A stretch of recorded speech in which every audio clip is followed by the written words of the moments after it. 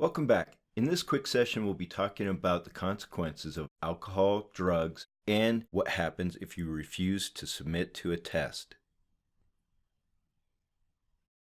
A conviction of any violation of a federal or state statute is grounds for a denial of application of a remote pilot certificate up to 1 year or suspension of a remote pilot certificate.